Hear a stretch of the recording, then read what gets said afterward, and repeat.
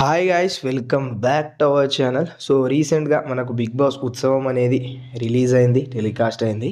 So అందులో మన Nikhil performance చూసిన తర్వాత Nikhil and Kavya wild card ఎంట్రీలో మనకు ఇస్మార్ట్ జోడీ సీజన్ 3లో ఎంట్రీ ఇవ్వబోతురు అని చాలామంది కమెంట్ చేస్తూ చాలామంది వీడియోస్ అనేవి చూసిన నేను. సో దాని గురించి కన్ఫర్మేషన్ గురించి ఈ థంబ్నెయిల్ పెట్టి ఇలాంటి వీడియో అయితే అప్లోడ్ చేయడం జరిగింది దాని కన్ఫర్మేషన్ కోసం.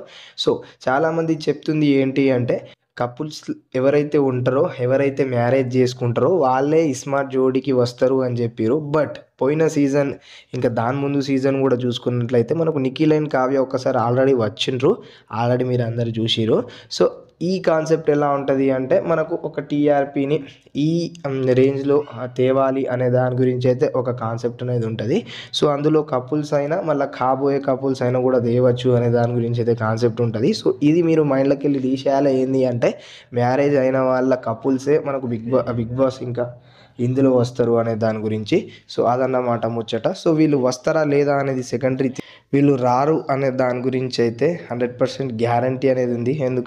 ఎందుకంటే వీళ్ళు మనకి ఇంకా అఫీషియల్గా ఎలాంటి పోస్ట్ అనేవి పెట్టలేరు. ఎందుకంటే వీళ్ళు సార్ట్అవుట్ చేసుకొని కలుసుకున్నారా లేదా అనే దాని గురించి. సో ఇదన్నమాట. దాని మీద ఎక్కువ హోప్స్ అనేది పెట్టుకోకండి. వీళ్ళు స్మార్ట్ జోడీకి వస్తారా లేదా అనే దాని గురించి.